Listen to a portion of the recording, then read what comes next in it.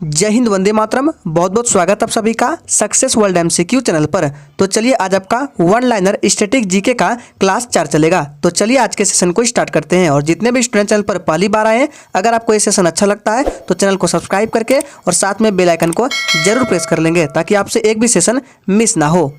तो चलिए आज आपका 70 नंबर क्वेश्चन से चलेगा। इससे पहले 3 वीडियो कवर हो चुका है। अगर आपने तीनों वीडियो को नहीं देखा है तो लिंक आपको वीडियो के डिस्क्रिप्शन बॉक्स में मिल जाएगा। तो क्वेश्चन है, गोपद ब्राह्मण ग्रंथ का संबंध किस वेद से है? इसका सही जवाब है अथर्ववेद से। याद रखना है, गोपद ब्राह्मण ग्रंथ का संबंध किस वेद से है? तो अथर्ववेद से है, ध्यान रखना है। अगर आपसे क्वेश्चन पूछे कि वेदत्री में कौन सा वेद शामिल नहीं है, तो देखिए वेद 4 होते हैं जिसमें से अथर्ववेद जो है ये वेदत्री में शामिल नहीं है। अगर आपसे पूछे कि सत्यमेव जयते का उल्लेख कहाँ से लिया गया है? सत्यमेव जयते तो मुंडकोपनिषद से लिया गया है, ध्यान रखना है। नेक्स्ट क्वेश्चन है, सिक्कों का अध्ययन क्या कहलाता है? मोस्ट इंपॉर्टेंट है, वीवीआई प्रश्न है। तो देखिए सिक्कों का अध्ययन न्यूमिस्मैटिक कहलाता है। क्या कहलाता है? न्यूमिस्मैटिक। याद रखना है, सिक्कों का अध्ययन न्यूमिस्मैटिक कहलाता है। और अभिलेखों का अध्ययन पूछे तो एपिग्राफी कहलाता है, याद रखना है। अगर आपसे पूछे कि जीवाश्म का अध्ययन क्या कहलाता है तो पैलेंटोलॉजी कहलाता है, याद रखना है। जितने भी एक्स्ट्रा फैक्ट बताए जा रहे हैं सभी को याद रखना है, एग्जाम में आ सकता है। चलिए आगे देखते हैं। नेक्स्ट क्वेश्चन करते हैं, एलोरा के कैलाश मंदिर का निर्माण किस वंश ने करवाया था? इस प्रश्न पर स्टार लगा रहे हैं, यह प्रश्न आपके एग्जाम में छप सकता है। तो एलोरा के कैलाश मंदिर का निर्माण किस वंश ने करवाया था? तो राष्ट्रकूट वंश ने। याद रखना है, अगर आपसे पूछे कि राष्ट्रकूट वंश के किस शासक ने, तो याद रखना है कृष्ण प्रथम ने करवाया था, ध्यान रखना है। नेक्स्ट क्वेश्चन है, सम्राट अशोक के समय आय का संग्रहर्ता को क्या कहा जाता था? इसका सही जवाब है समाहर्ता। याद रखना है, आय का जो संग्रह करता था उनको समाहर्ता बोला जाता था, याद रखना है। और फ्रेंड्स, अगर आपको ये सेशन अच्छा लग रहा है तो प्लीज सभी लोग सेशन को लाइक करेंगे और सेशन को ज्यादा से ज्यादा बच्चों के साथ शेयर करेंगे। चलिए आगे देखते हैं। नेक्स्ट है, सूर्य सिद्धांत ग्रंथ के लेखक कौन थे? मोस्ट इंपॉर्टेंट प्रश्न है। तो याद रखना है, सूर्य सिद्धांत ग्रंथ के लेखक आर्यभट्ट थे, याद रखना है। वही पूछे कि हर्ष चरित्र के कौन थे? तो वानभट्ट थे। बुद्ध चरित्र के कौन थे? तो अश्वघोष थे, ध्यान रखना है। चलिए आगे देखते हैं। नेक्स्ट है, बाजार नियंत्रण प्रणाली के लिए दीवाने रियासत पद का सृजन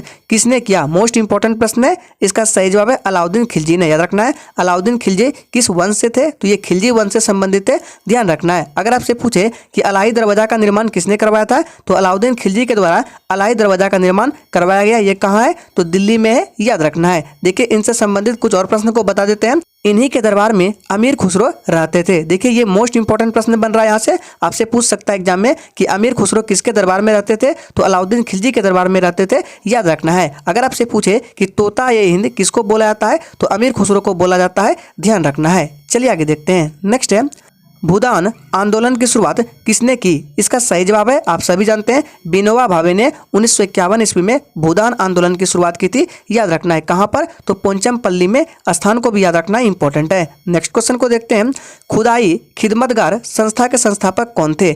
इसका सही जवाब है खान अब्दुल गफर खान। याद रखना है, खुदाई खिदमतगार संस्था के संस्थापक कौन थे? तो खान अब्दुल गफर खान थे, याद रखना है। इन्हें सीमांत गांधी भी बोला जाता है, खान अब्दुल गफर खान को। चलिए आगे देखते हैं। और जिसने अभी तक सेशन को लाइक नहीं किया है, प्लीज सभी लोग सेशन को लाइक करेंगे और सेशन को ज्यादा से ज्यादा शेयर करेंगे। नेक्स्ट है, वेलेजली के समय सर्वप्रथम सहायक संधि पर हस्ताक्षर करने वाली रियासत कौन सी थी? इसका सही जवाब है हैदराबाद। याद रखना है, हैदराबाद थी। और कब की थी? तो 1798 ईस्वी में। डेट को भी याद रखना है। अगर आपसे पूछे कि सहायक संधि प्रणाली की शुरुआत किसने की थी? तो डुप्ले ने। याद रखना है, डुप्ले ने। अगर आपसे पूछे कि हैदराबाद किस नदी के किनारे स्थित है? तो ये मूसी नदी के किनारे स्थित है, ध्यान रखना है। नेक्स्ट है, नील दर्पण पत्रिका के संस्थापक कौन थे?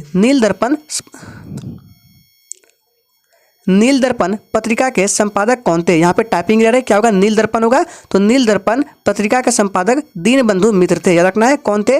दीनबंधु मित्र थे। नेक्स्ट पत्रिका है संवाद कौमुदी पत्रिका, ये भी इंपॉर्टेंट है। इसके संपादक कौन थे? तो राजा राम मोहन राय। सोम प्रकाश पत्रिका के संपादक कौन थे? ईश्वर चंद्र विद्यासागर, ध्यान रखना है। चलिए आगे देखते हैं। नेक्स्ट क्वेश्चन है, बालखस झील किस देश में स्थित है? इसका सही जवाब है कजाकिस्तान में। याद रखना है, बालखस झील किस देश में स्थित है? तो कजाकिस्तान देश में स्थित है। और सबसे गहरी झील पूछे तो बैकाल झील है, ध्यान रखना है। बात करते हैं पीडीएफ। तो देखिए पीडीएफ आपको तभी मिलेगा जैसे ही आपके 500 प्रश्न कंप्लीट हो जाते हैं, उसके बाद आपको पीडीएफ दे दिया जाएगा। पीडीएफ कहाँ पर मिलेगा? तो टेलीग्राम चैनल पर मिलेगा और टेलीग्राम चैनल का लिंक वीडियो के डिस्क्रिप्शन बॉक्स में दिया गया है। नेक्स्ट क्वेश्चन देखते हैं, मरुस्थलीय वनस्पति को क्या कहा जाता है? इसका सही जवाब है जीरोफाइट, याद रखना है मरुस्थलीय वनस्पति को जीरोफाइट बोला जाता है। अगर आपसे एग्जाम में पूछे कि नमकीन युक्त पानी में उगने वाले पौधे को क्या बोलते हैं, तो हेलोफाइट, याद रखना है नमकीन युक्त पानी में उगने वाले पौधे को हेलोफाइट बोला जाता है। अगर आपसे पूछे कि न्यूनतम तापमान में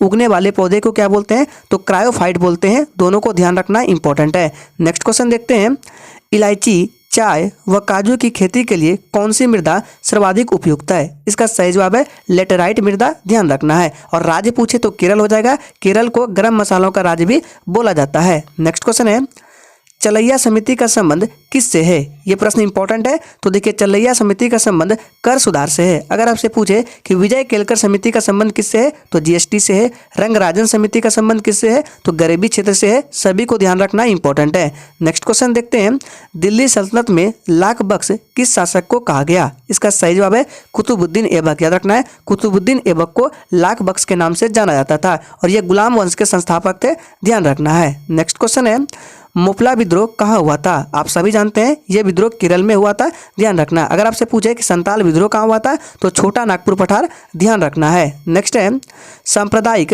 निर्वाचन प्रणाली किस अधिनियम द्वारा शुरू की गई थी? इसका सही जवाब है 1919 के अधिनियम के द्वारा क्या किया गया था? सांप्रदायिक निर्वाचन प्रणाली शुरू की गई थी, याद रखना है। और 1909 के अधिनियम को मार्ले मिंटो एक्ट भी कहा जाता है, याद रखना है। आपसे एग्जाम में पूछे कि मार्ले मिंटो एक्ट किसे कहा जाता है, तो 1909 के अधिनियम को कहा जाता है, ध्यान रखना है। नेक्स्ट है, प्रांतों में द्वैध शासन व्यवस्था किस अधिनियम द्वारा लागू की गई? इसका सही जवाब है 1919 के अधिनियम। और इस अधिनियम को मॉन्टेग्यू चेम्सफोर्ड अधिनियम भी कहा जाता है, याद रखना है मॉन्टेग्यू चेम्सफोर्ड अधिनियम किसे कहा जाता है, तो 1919 के अधिनियम को ध्यान रखना है। नेक्स्ट क्वेश्चन करते हैं, मौलिक अधिकारों का उल्लंघन होने पर रिट जारी करने का अधिकार किसके पास है? तो देखिए, मौलिक अधिकारों का उल्लंघन होने पर रिट जारी करने का अधिकार सर्वोच्च न्यायालय और उच्च न्यायालय दोनों के पास है। सर्वोच्च न्यायालय किसके तहत रिट जारी करता है, तो अनुच्छेद 32 के तहत, याद रखना है। और उच्च न्यायालय पूछे तो अनुच्छेद 226 के अंतर्गत रिट जारी कर सकता है,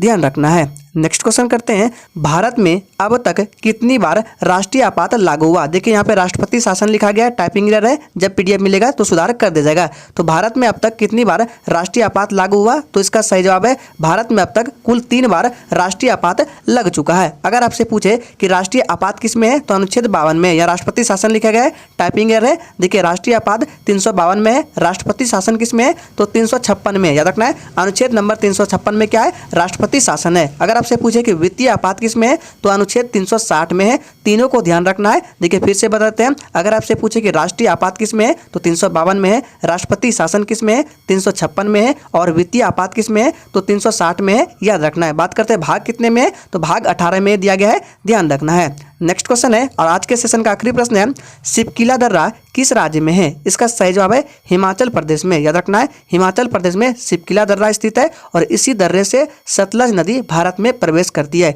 यहाँ से एक प्रश्न बनता है कि भारत में सतलज नदी किस दर्रे से प्रवेश करती है, तो याद रखना है सिपकिला दर्रा से। नाथुला दर्रा कहाँ है, सिक्किम में है। बोमडिला दर्रा कहाँ है, अरुणाचल प्रदेश में है। और तुजू दर्रा कहाँ है, मणिपुर राज्य में स्थित है, याद रखना है। तो आज के सेशन में इतना ही। तो अगर आपको इस सेशन अच्छा लगा तो सभी लोग सेशन को दिल से लाइक कर देंगे।